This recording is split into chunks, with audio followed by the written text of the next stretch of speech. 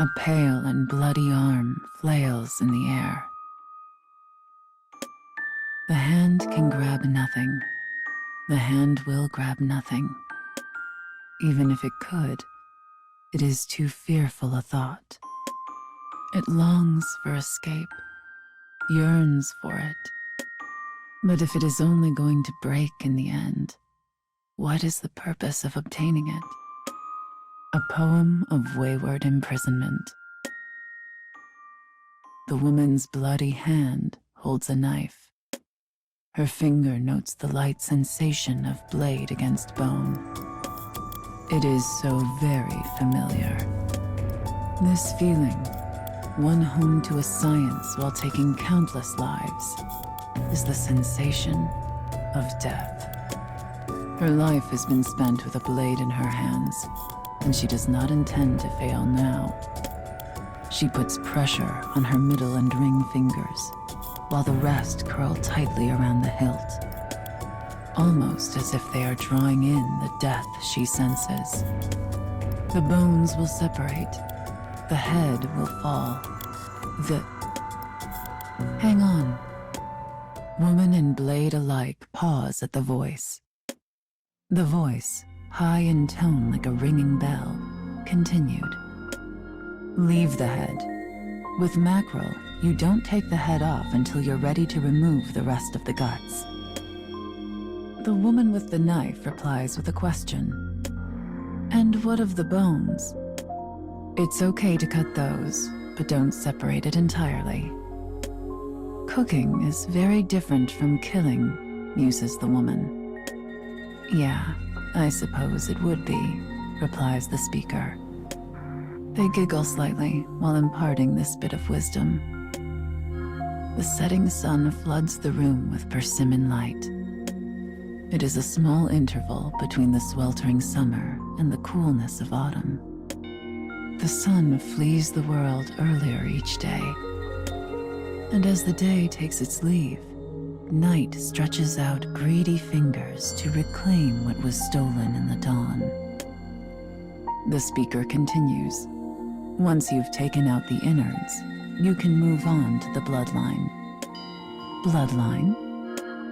The woman stands, knife in hand, and awaits an answer. She typically wielded her blade on a battlefield, not in a kitchen, and is unable to find a comfortable grip on the paring knife. Apparently it's muscle. See the dark red parts there? The bloodline.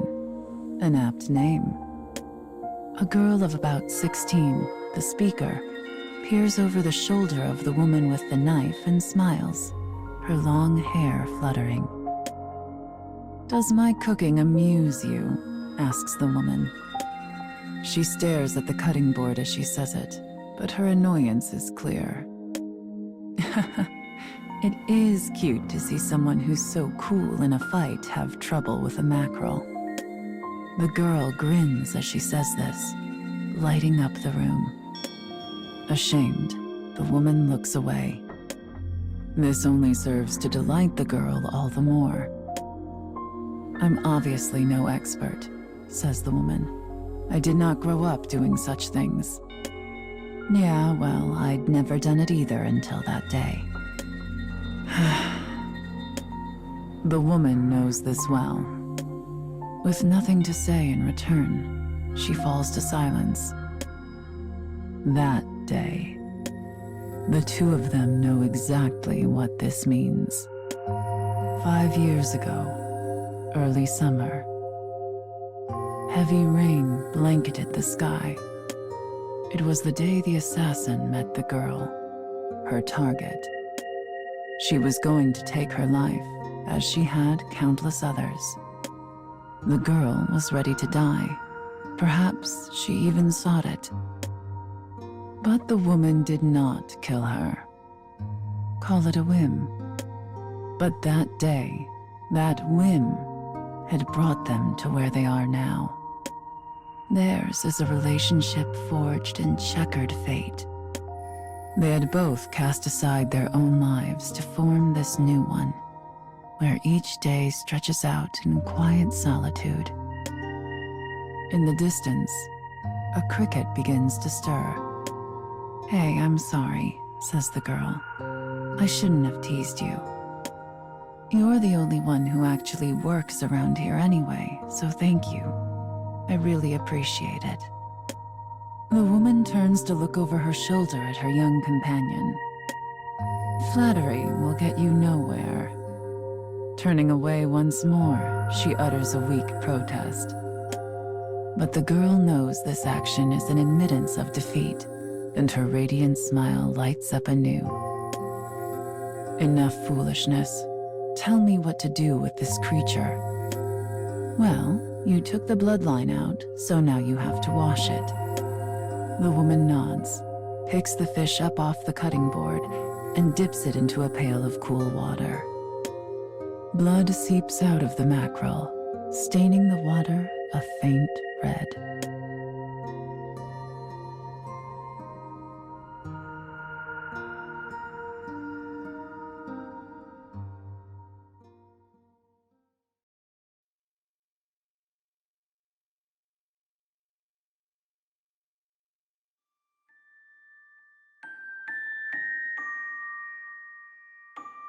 The flower reaches to the heavens above, gazing at the brilliant sun and indulging in fantasy. It will do so until the time comes that it blackens and withers, finally learning that it will never reach the sky. Petals unfurl, grasping delicate fingers. People fear such honest desire. We are scared to even desire at all. A poem of forgotten imprisonment. The woman looks at the fillet in her hand. Making cuts and inserting salt seems like a method of torture.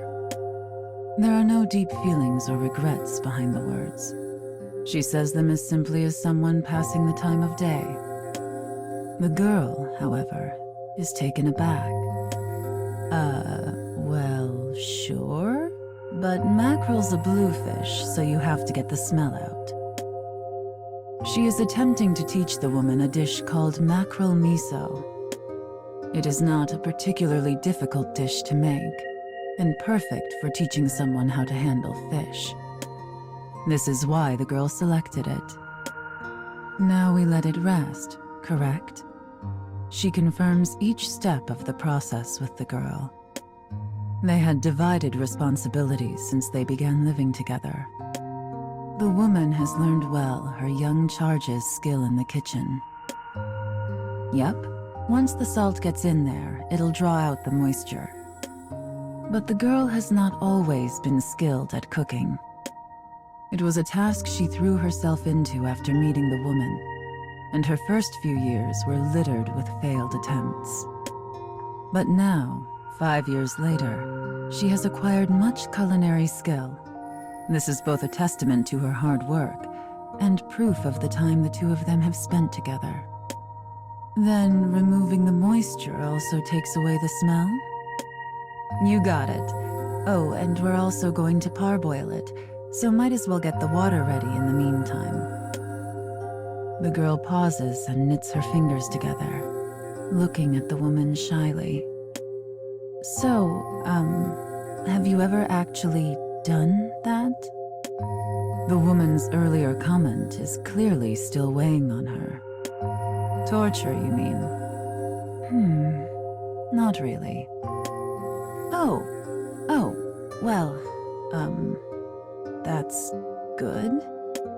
Killing was my job. Torture would be the domain of another. The conversation takes the girl back once more to that day. She remembers how the woman saved her life by taking out an entire battalion of samurai. Afterward, the young girl somehow managed to drag her unconscious savior out of the castle. She grabbed all the gold coins she could carry from her house and hurried in search of a doctor. Soaked from heavy rain and the woman's blood, her legs threatening to snap under her burden, she screamed for help until her throat was raw. As the woman lay bleeding on a tatami mat, She had said 4 words to the girl. Live as you please. No one had ever said such a thing to her. She did not even know it was an option. That was why she sought so desperately to save the woman. Because she wanted to. But what the girl knows of the woman is only what she saw on that day, and on the days since. How much pain and hardship had she truly experienced? The girl had felt a sudden awareness of the distance between them. A flock of birds flies off into the late summer sunset. Dark shadows bleed across the kitchen like spilled ink. Sorry, says the girl. That was a weird question. I probably shouldn't ask about, you know, that stuff. The woman does not think fondly of her past. The girl is very aware of this. But this night, it does not seem to bother her over much. It's all right. I don't mind the question. The girl hesitates. Yeah, but... She does not like being placated. If someone wants to tell her no, it's far better for them to simply do so instead of pretending. But the woman is smiling, and the girl slowly realizes she actually does mean it after all. I may hide my past, but that doesn't make it go away. The girl listens intently. Besides, the two of us have few secrets from each other at this point, wouldn't you say? The woman's eyes form a pair of crescent moons as she smiles. Her answer and her smile fill the hole in the girl's heart. Thanks. Of course. Satisfied, the woman turns away. The girl stares at her back and mutters, "You're too good at that."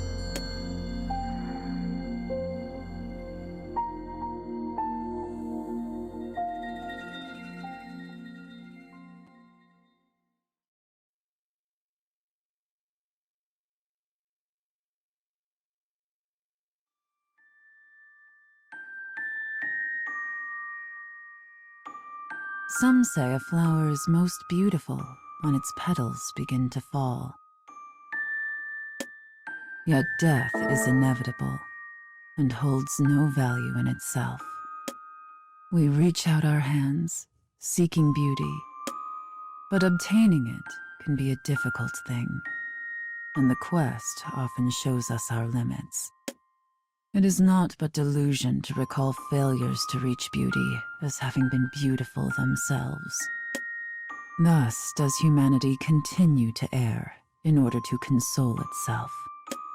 A poem of melded imprisonment. As the sun sinks below the horizon, hints of night begin to draw over the land. More crickets strike up a chorus in anticipation of the moon. Soon, another sound joins them in harmony. The girl cocks her head as she stirs the pot. Those are giant katydids. You certainly know this land, replies the woman. She is busy rubbing the sliced skin of the mackerel to remove the oil. Yeah, I just read about them in a book. Ah, yes. You've acquired quite a collection of used books. The two of them live near a forest that is some distance from the closest town. Both due to lack of other diversions, and because of her own passion for reading, the girl was often seen passing the time with book in hand. Just doing some studying. I've been thinking it's about time I looked for work. The girl smiles brightly. That's how it usually goes, is it? There is a tinge of sadness to the woman's response. The woman had been working from before the age the girl is now. She killed her first man when she was not even 10. But murder is the only work she knows. The mundane worries of a normal day-to-day job are unknown to her.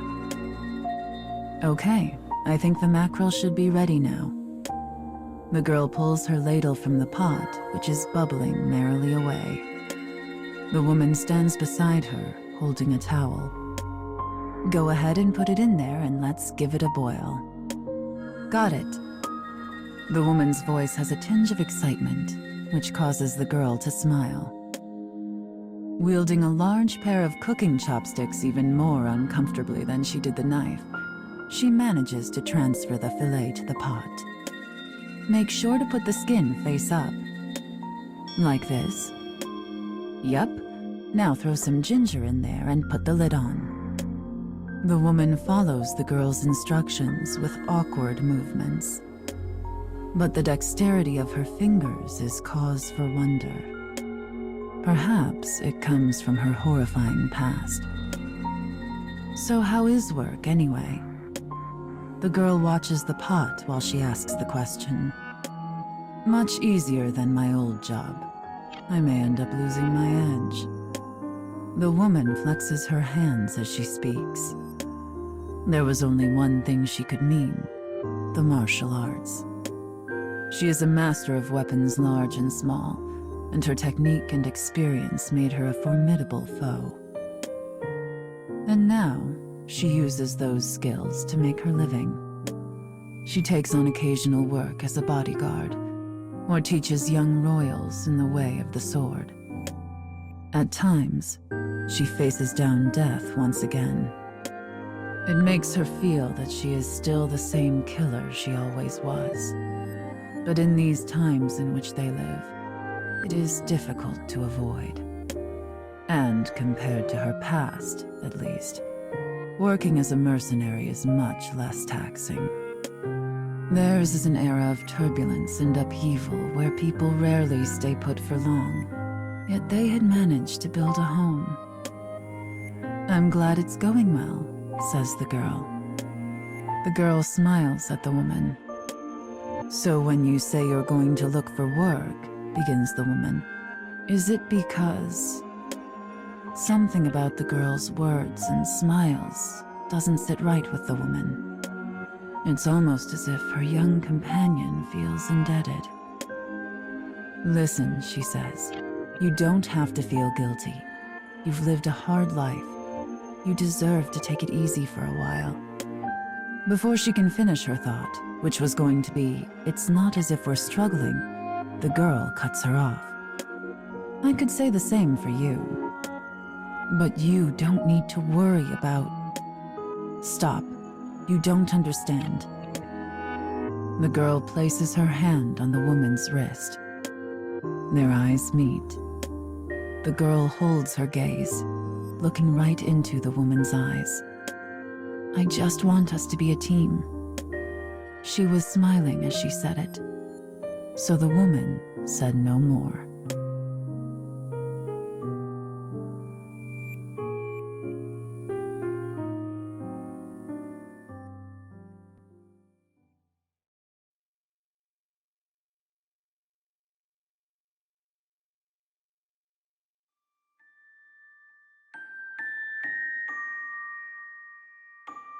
One earns many scars over a long life. There is much we learn, and much we regret, and none of us emerge unscathed. So long as we live, our scars continue to grow. Those who surrender to this truth eventually find themselves merely going through the motions of reaching out their arms. For the hand of an empty husk has no will to grasp anything. The reason flowers look so beautiful in our eyes. Sorry, is this done? The woman's voice breaks the silence as the girl dishes up spoonfuls of rice into bowls. Black night mingles with shades of azure, light purple, and crimson. The clouds in the west are dark, those in the east, light. The sky is a complicated palette, waiting for the upcoming darkness to sort itself. The setting sun turns mountains and trees into silhouettes. It sure is time to chow down. The girl answers the question in a firm voice, as if to emphasize they have finished. Nice. It looks delicious. Though she did have the girl's help, this was her first time having cooked a meal herself. Her eyes sparkled just as much as the girl's. The girl takes up some tableware and passes it to the woman. Well, you're the chef here. Time to serve up your creation. Is there a particular way it should be served? It's just a single dish of one type of food, and we're the only ones eating, so I guess it doesn't really matter. Using the ladle, she gently scoops up a portion of the well-boiled mackerel and places it onto the plates. She pours more of the broth over them and sprinkles chopped green onion on top. The dish is complete. The woman gazes at her plate as if truly moved. The scent of miso and ginger causes her stomach to rumble. It's getting pretty dark, so let's hurry up and eat. I've already set up the rest. As she talks, the girl carries the rice bowls and her plate to the living room. The woman follows, carrying her own plate. They arrange themselves on cushions and press their palms together in thanks. Time to eat, cries the girl. Time to eat indeed, replies the woman. Rice bowl in hand, the girl asks the woman a question. Hey, so what made you want to cook today? Though she had chosen the dish and provided instruction, it had been the woman's idea for them to do so. While she had helped in the kitchen over the past 5 years, she had never once mentioned wanting to cook herself. Oh, I don't know, says the woman as she nibbles her rice. Work just finished up early today. Well, that, and... The rice seems to stick in her throat, but she forces it down. This was something I used to see a lot. It was something she experienced back when she was an assassin. I would see families talking about what to have for dinner, or parents cooking with their children, or... She trails off, lost in thought. She had witnessed these scenes as she passed 2 missions or from them, peering at happy families behind lamplit windows. And for a child who had never seen her own parents smile, it seemed a world almost impossibly out of reach. I thought I would never have a life like that. The woman sighs softly. The girl sits quietly and listens. So I suppose I wanted to see what it was like. Once she says this, the woman casts her eyes down, seemingly at a loss for words. Silence spreads across the room. If not for the cries of insects, time would have no meaning. More silence. Finally, the woman breaks it. I just wanted to stand in a kitchen with someone like we did today. She smiles to hide her embarrassment, something the girl has never seen her do before. I see, says the girl. Her reaction is neutral, expressing neither sympathy nor empathy. She then asks a single question. So, how's the food you made yourself? It is enough. They share a smile. Sweet, actually. More so than I thought it would be. The reason flowers look so beautiful in our eyes is because they do not know of surrender. Even with broken stems, they carry on. They look fearlessly toward the heavens, full of childlike wonder, until the moment their lives are snuffed out. And we are so envious of this. We find we must look away. A poem of eternal imprisonment.